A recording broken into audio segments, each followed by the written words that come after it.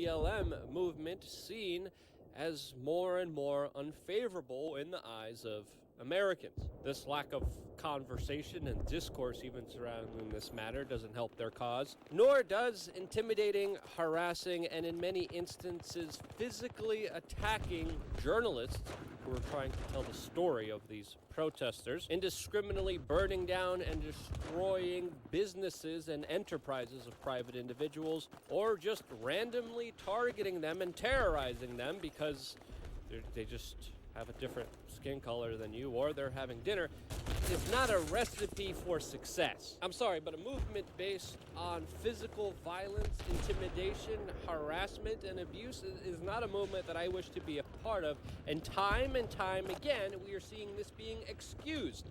Not just ignored, but excused many times by many politicians, establishment media figures, and corporations with their stamp of approval on everything, ignoring the big elephant in the room that is pushing us closer and closer to fight each other. Again, many insane incidences, especially with drivers, that happened last night. One incident particularly, a Prius driver. I mean, these people are their own kind of culture of individuals. I mean, Prius drivers are, I can say a lot about Prius drivers, but I won't. But an incident unfolded yesterday in Los Angeles where a Prius driver literally tried to go through a protest. He was chased down. He was assaulted. His car was attacked a number of times. And then he ended up getting arrested. Or later, as we found out, detained by the police officers after getting attacked by a mob of angry individuals that literally attacked him. And very strangely, he's the one that ended up in handcuffs that night. Now again, police accountability is a major issue, but it's absolutely not being addressed here. When it comes especially to many numerous cases, especially with the case of Philip Bradford, it's something that definitely deserves to have a discussion, but there isn't one about this particular incident, which should have everyone discussing and talking about it rationally. We're also living in a time where a lot of police officers oddly ignore one group of people for their political ideas, ignore one group of violent elements and crime, meanwhile using a more heavy-handed approach on others for ridiculous infractions that are made up by politicians, not even backed by science, where police officers literally arrest people for choosing not to wear a mask. Recently in Ohio, a mother who was sitting alone by herself at a middle school football game watching her kid play sports was literally dragged out and tasered and arrested for not wearing a mask. And of course, innocent mothers sitting by themselves are not the only hardcore criminals being punished by the state. It's also a lot of children who, of course, are forced to go through insane regulations and made-up rules. As now in Colorado, 18 to 22-year-olds are even banned from attending any form of gathering. They're told to isolate from each other. Meanwhile, there's BLM protests all the time, uncontested in that state. And these insane, illogical, draconian measures are even used against students who are doing their courses online. Yes, students who are literally going through their courses, their education, whatever the slaves think it is. Online students are literally being suspended from their schools, and colleges are keeping their tuition money because they decided to attend a gathering. And as pothead politicians like New York City Mayor Bill de Blasio continue to punish anyone trying to make any kind of livelihood in New York City, even with the numbers and cases going down, he still just said that outdoor dining will now become permanent, and him, along with New York City, quote, health officials are threatening to shut down more businesses as if their tyranny wasn't enough, following protocols and guidelines from, of course, national organizations that can't even get their official story right. They have changed it often, they have manipulated it, and they can't seem to get anything right. And you trust these individuals to run an election? What? That, of course, is also in question as a large number of mail-in ballots are being found just being absolutely thrown away. As in Wisconsin, authorities are now investigating absentee ballots that were found in a ditch. In Pennsylvania, military ballots cast for Donald Trump were found in a dumpster. And as the country keeps fighting each other over the smallest little political difference, as the mainstream media and other establishment figures are cheering it on, we're headed towards a very dangerous situation where, of course, Donald Trump and Joe Biden face off in an election where already voices like Hillary Clinton are telling Biden not to concede, and Donald Trump is insinuating that he might not concede either. All of this as ballots are being thrown out. A private monopoly company connected to intelligence agencies, Facebook, along with the lying mainstream media, will only make this situation that much worse. Now, I don't know about you, but things don't look very peachy from here. So yeah, that's my forecast. Expect a crap storm incoming. Prepare accordingly. And if you thought I was wrong about anything, let me know what in the comment section below. I always appreciate it. Constructive criticism. I usually answer comments within the first hour that a video is out.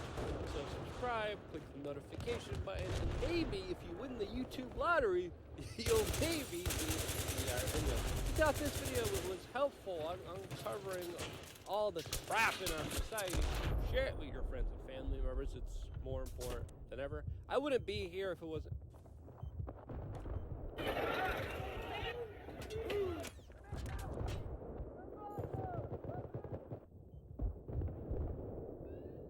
I mean, we've seen every bit of totalitarianism unleashed, including censorship of you and of many.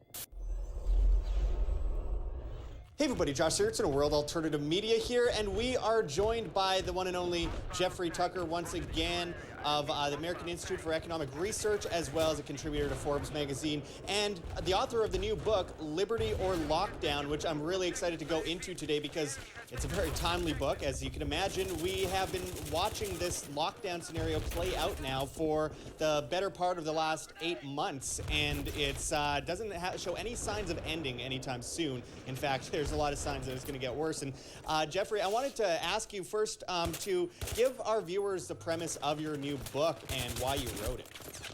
I wrote it because somebody has to speak out, and I've been writing on this topic now since January, essentially.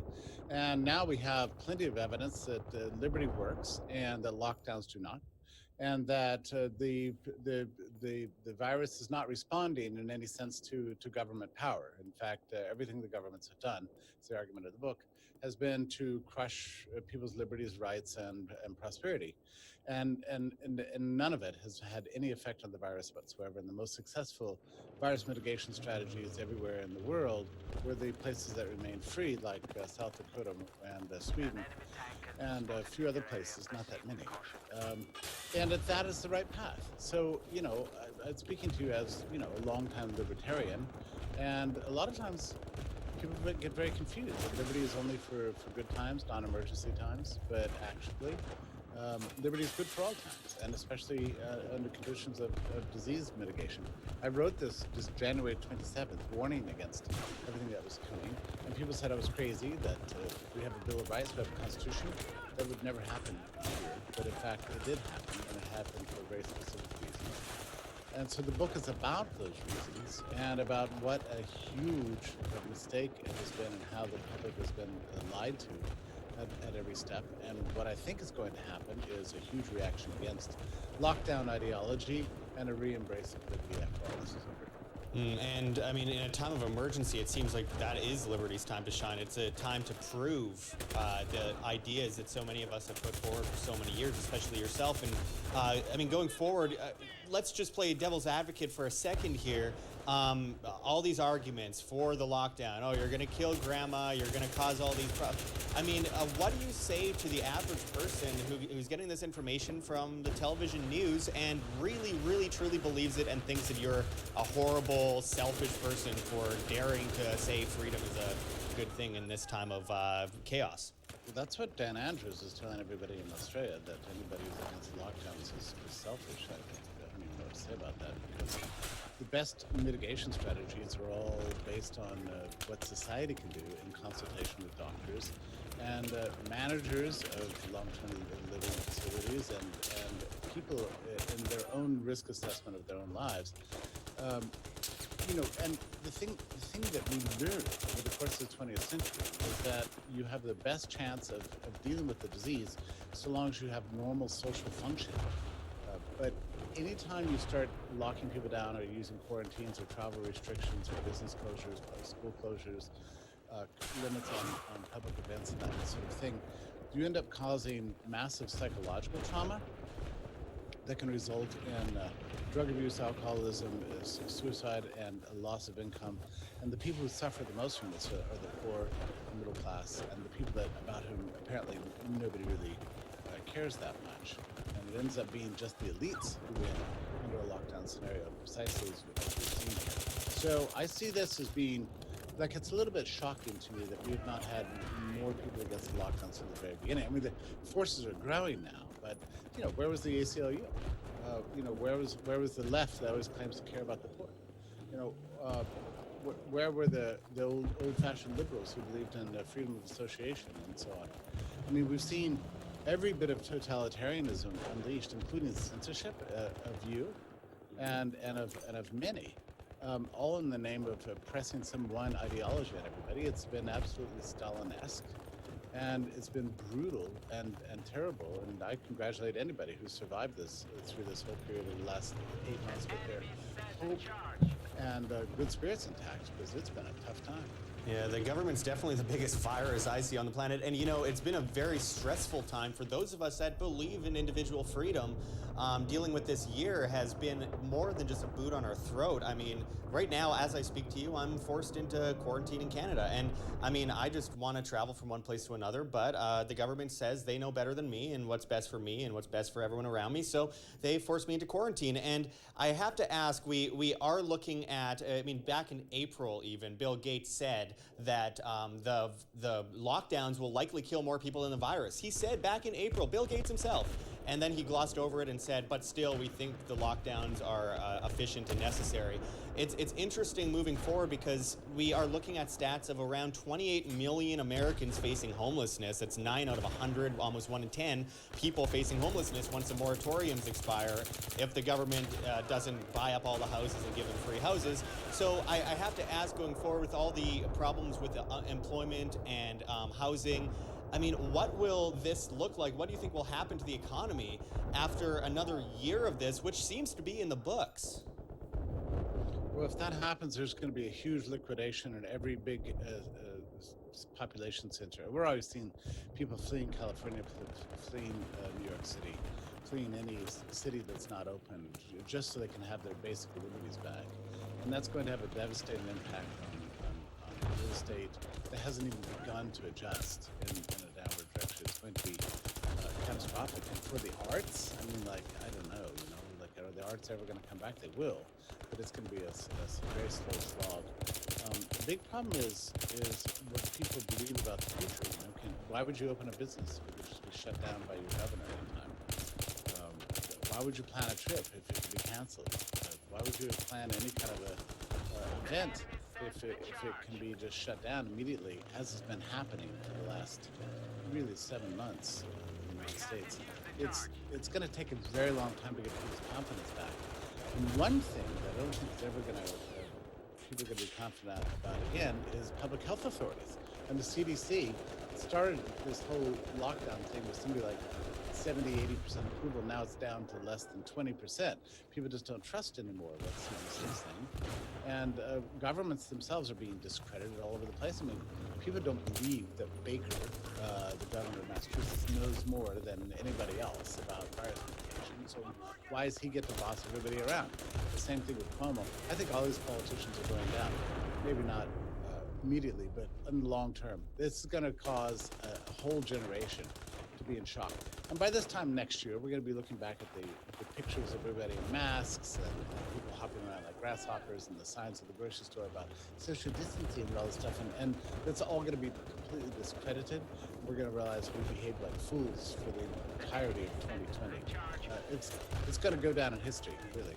Well, and I feel like it's already been discredited, but people are still doing it, and we're going to get to that later. But I mean, just on the topic of the economy, watching all these small businesses try and open up and get hit one time, a second time, a third time, and they're running out of money. They're on their last cash reserves at this point, and most of them are looking at complete bankruptcy. So, you know, a lot of people have been saying, business owners, they're like, oh, I don't want to lose my business if I go against the mandates.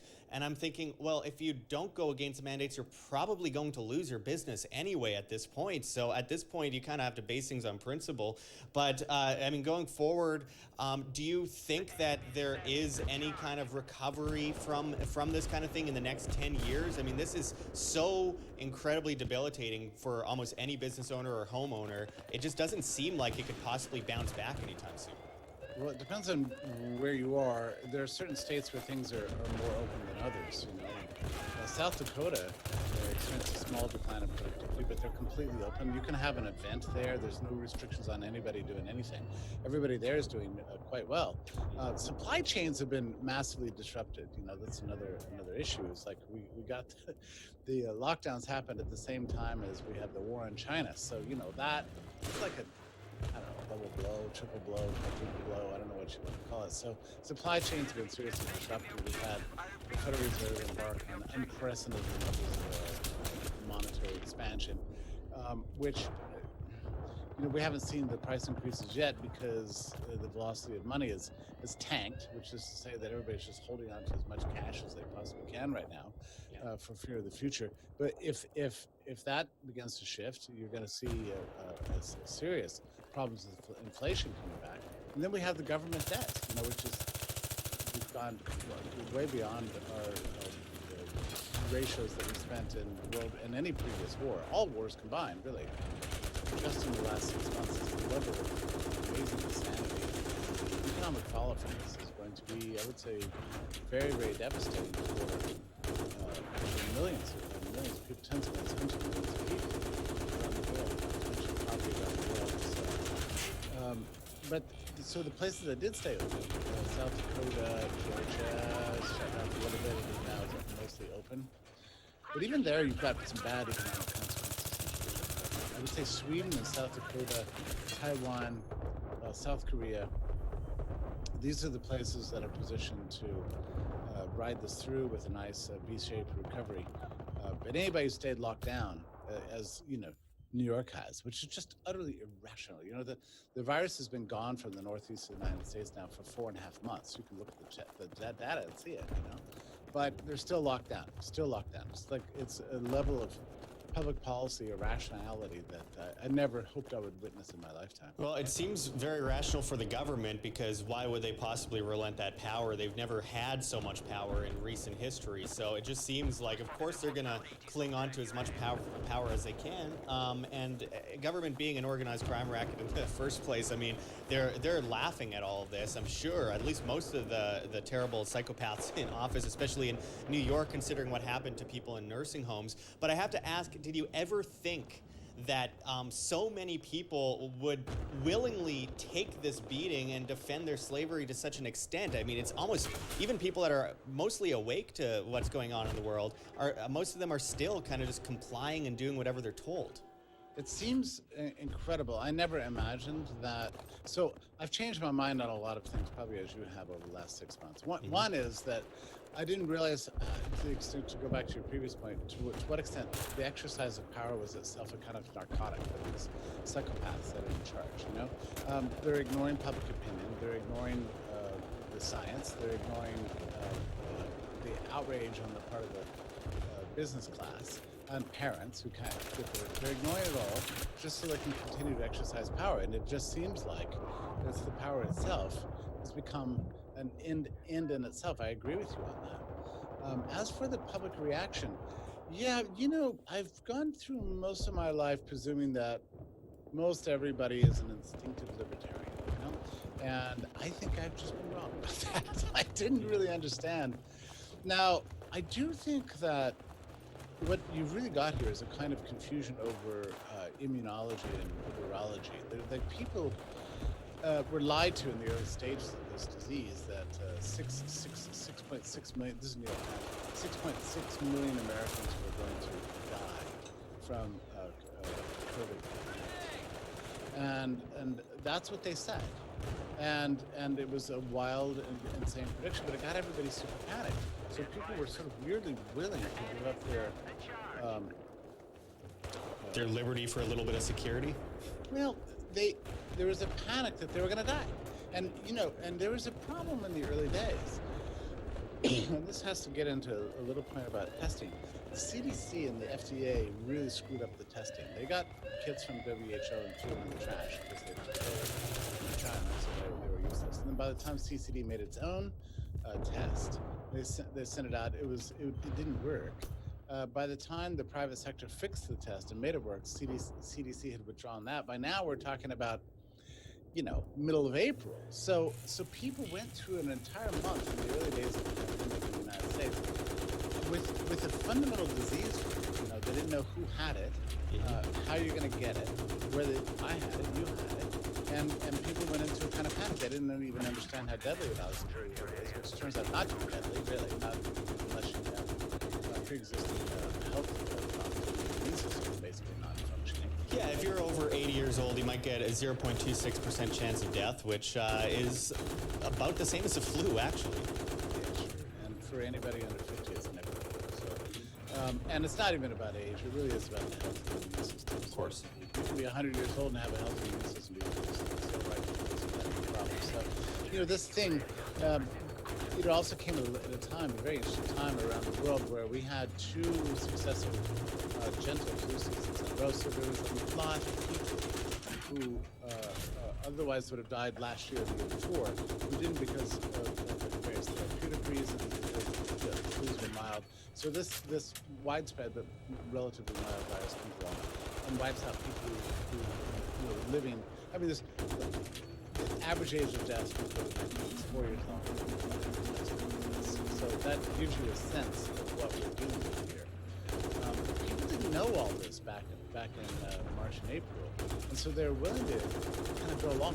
The other thing I think is a little bit interesting is that most people believed that governments would never just shred the Constitution and violate their rights, issue stay-home orders, close schools, forbid you from flying to Paris, and so on, for light and transient reasons, to kill the declaration. If they figured there's something really, really serious going on, the experts must know about it, so they trusted the experts.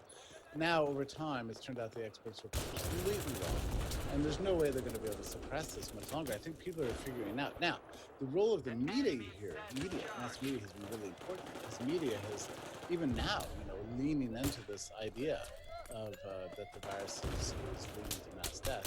And so if you watch television, that's all you do. I don't know how you wake up in the morning. You wake up in a state of terror all the time. So what I've done to maintain my sanity has been to watch the data. That's all I've done. Just the data and figure out what data is trustworthy, what isn't, and try to assess the realistic assessment of the risk of the virus based on the facts, not on facts and the legitimate studies, not on these ignorant reporters that are saying nonsense all the time. Let me be clear about something, however, on this point. We really have two lines of argument going on here. One is concerns prevalence and severity of the disease itself, which involves a lot of scientific question. The other, in terms of, is the political question on what you should do about it. Now, to me, those are related in the following sense, that the dangers of the disease had to be wildly exaggerated. As I say, the New York Times was predicting 6.6 million deaths back on February 27th in the podcast. That's what they predicted. Now, one of the reasons for those wild predictions was to get everybody in a state of fear so that they acquiesce to despotism. So that's the sense in which these two big subjects overlap. But I will tell you this, that even if the disease had turned out to be as terrifying and horrible and deadly as the New York Times claimed it was going to be, I still don't think there's any case for lockdowns, because none of the lockdowns do anything to mitigate disease. They don't do anything with therapeutics. They don't do anything to come up with vaccines. They don't do anything to create herd immunity. In fact, they forestall all those things. So even if the virus had been as bad as the New York Times predicted it would be, there's really still no case for lockdowns. under any conditions. Yeah, and we know with those original tests, I mean, there's evidence that they're still doing this. They were testing lab water positive for coronavirus, and they were mistaken all other forms of coronavirus as the novel coronavirus. So, I mean, it's easy to manipulate numbers that way, and obviously it benefits certain people if you do manipulate those numbers. But of course, since what we first heard about the virus back in February and March, things have dramatically changed. Not that long after, they were saying asymptomatic spread is almost impossible. You can't get it off of surfaces. And obviously, it's not airborne. It's not an airborne illness that you can walk down the street and get, yet you still see people walking down the street. In one case, when I was in Las Vegas, middle of the desert, by themselves with a mask on. I mean, it's just a level of Stockholm Syndrome I've never seen before, and I want to laugh, but it's kind of scary. And, you know, this is a question that a lot of people are kind of concerned about answering. They don't really want to answer, but we know that there's a bunch of psychopaths in government that try to use situations to their benefit. Whether this was order out of chaos, they're using something that actually existed, or whether it might have been, you know, created in a lab. And that's something that I wanted to ask you about. I know there's a lot of speculation here, but there is a lot of evidence too. Fauci was working, he's the head of the National Institute for Allergies and Infectious Diseases, getting grants from the U.S. government to study coronavirus in bats, 96% prevalent with novel coronavirus, at the Wuhan Institute of Virology, and the whole point of the study was how to spread it to humans. So I don't want to be like a crazy conspiracy theorist here, but that something doesn't seem right about that. Do you think there's evidence that they created in a lab? And if so, what does that tell you about the people in power? You know, I guess my answer to that is I don't know. I mean, I think that there are some credible voices out there that think there's some truth to that. And I guess my feeling on it is whether or not that's true, the virus is going to go away through the creation of herd immunity. And if it was created in a lab, then we should be actually grateful it wasn't worse than it is, because it turns out to be relatively mild for almost everybody. Government inefficiency. Yeah. Now, one thing I do think, and it's interesting, I've been accused of being a conspiracy theorist myself, which is kind of funny, because I quite often point out that the plans for this full-scale social lockdown, targeted layered containment and social distancing and non-pharmaceutical interventions and school closures and all these things were all mapped out back in 2006, okay? So when I say that, so I thought that was widely accepted fact, that everybody knows that this happened in 2006 under the George Bush administration. We called, a kind of meeting of epidemiologists and computer modelers and medical scientists and things to the White House to plan all this. And there was a big debate between legitimate medicine people, legitimate scientists, and all these pseudoscientists who were manipulating these models and were running agent-based models, imagining that they could just impose separation on everybody and make the virus go away. Now, all that happened in 2006, and the Bush administration ordered the CDC to roll a lot of the results of this nonsense into its virus mitigation plans into the event of bioterrorism. And there they stood on the shelf since 2006. You know, when I've pointed this out to people, like I've had people write me back and go, oh, so you're alleging a conspiracy. Well, I don't know what they're talking about, because I'm just reporting the facts of what happened. I mean, we know for sure that this is exactly. I talked to people who were there. They told me this. We've seen the papers. Robert and Laura Glass's original paper on social distancing came out in 2006, and there's an attack by Donald Henderson, the great smallpox eradicating epidemiologist who died in 2016. This is just the facts on the ground, that these plans for this grand social experiment that have never been tried in the history of humanity have been sitting there for 14 years. So this is not a conspiracy theory. I'm reporting the facts on the ground that we know about. Yeah, well, I just spoke with my friend James Corbett a couple days ago here at WHAM, and it was interesting because he pointed out the anthrax spread a couple decades ago, where it was proven that came out of Fort Detrick. They admitted that they accidentally let the anthrax out of the labs. It got out, it infected a bunch of people died, and then it was just brushed under the rug, and the next news story replaced it. So, I mean, these things have happened multiple times before. It doesn't mean that it's happened this time, but one way or another, the government's sure has taken advantage globally, I should add, of this situation. And I mean, it's unbelievable the things they've gotten away with. Oh, exactly. And I have no question that on net, government and powerful people have kind of benefited from this. But, you know, there's a number of things that don't make sense about this. One is the tremendous loss of tax revenue. Okay, so the governments, local, state, and national governments all over the world have lost countless trillions of dollars in tax revenue they otherwise would have had.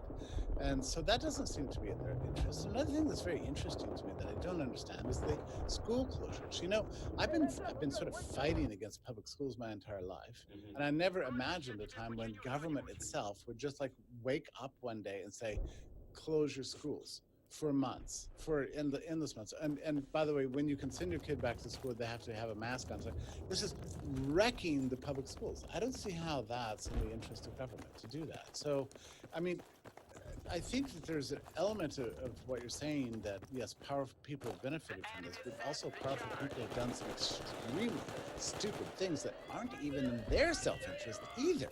Yeah, you can be evil and inefficient at the same time, I feel. You know, there's the issue of all of these people calling for forced vaccines right now.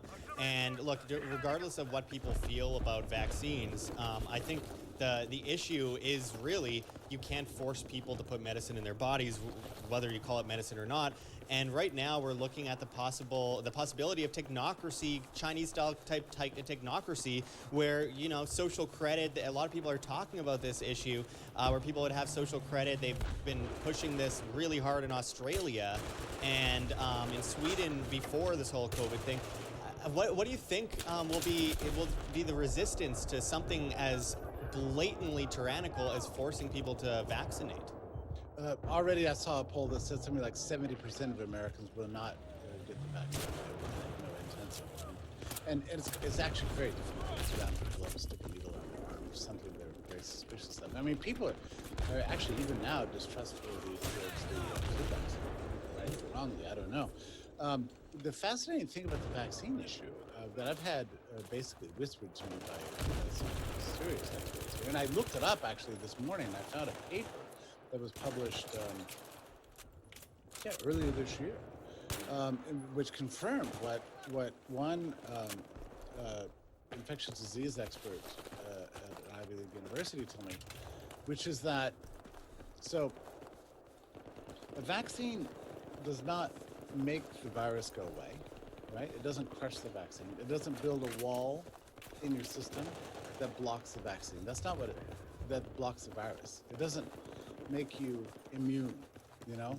What it does is draws on your own inherent immune systems to activate them and sort of supercharge them so that it's still your body keeping the vaccine away. So reprogramming your immune system so that you develop resistance, right, to the disease. Same as any other virus, so chickenpox or whatever it may be. And so you have to, in other words, for the vaccine, let's say you have a really well-functioning vaccine, and maybe we'll get that next month, maybe it'll be 2 years, we don't know. The problem is that, so here's the real problem. The population that's currently dying from COVID-19 is dying because they don't have functioning immune systems. If you don't have a functioning immune system, the vaccine does not work for you. You've got to have a functioning, relatively healthy immune system for a vaccine to actually operationally function on your body. So, in other words, for some portion of the number of people who have already died or might die in the future of COVID-19, this vaccine will be meaningless. We don't know. Is it half? Is it 90%? Is it 10%? We don't actually know. We do know the CDC says that 94% of the people who have died with COVID have died with COVID and some other comorbidities, on average 2.6, meaning heart disease and diabetes. So there's that problem. We don't even know if the vaccine would, in fact, even if we'd had it back in January, actually reduce the death toll. We don't know that. The other problem is that for the people for whom it's not fatal, it's mostly either asymptomatic or you shake it off. And it may in fact be much safer to get SARS-CoV-2 virus than it would be to get the vaccine to the thing. So, in fact, that's what an epidemiologist I read a paper that came out a few months ago, that's what it says. It's like, actually, in fact, the virus may be safer for the vast, for 99% of the population, 99.8% of the population, than the vaccine itself. So here's the problem. And this was the first time I've ever spoken about this subject, and I haven't even written on it, mainly because I try to stay in my realm of competence. Nonetheless, medical issues are important here. What it means is that this vaccine might not actually be for that many people. There's not a whole lot of overlap between the people who are fatally susceptible to the virus and also have healthy immune systems, and the population for whom getting the vaccine might be even more dangerous than actually getting the virus. There's not that many people left, actually. So, I mean, to some extent, I think this talk of the vaccine is just a kind of a populist longing for a miracle cure, you know, that has no actual basis in science whatsoever. The only reason I'm kind of looking forward to the vaccine is I hope that it'll inspire people to feel as if we can go back to normal life, you know. But apart from that, it may not actually do any medical good at all. We don't know. Well, you're certainly more hopeful than I am, and I do appreciate that insight. I mean, I know every headline on CNN lately, not that I watch CNN, but, you know, I'll show up at a restaurant or something, and I'll see on television, you might need one vaccine a month going forward from this. It's just absurd. So at this point, you're more hopeful than I am. I don't even want to know what's going to happen next year, but I guess we'll see. This whole year has been extremely stressful for most people, from this to race riots and an election, and now, you know, let's talk about, you know, Ruth Bader Ginsburg and all this kind of stuff. And you know, as someone that is a voluntarist, I just try to stay out of politics, but until politics breaks down my door and then starts shouting in my face, so it's kind of hard to escape. And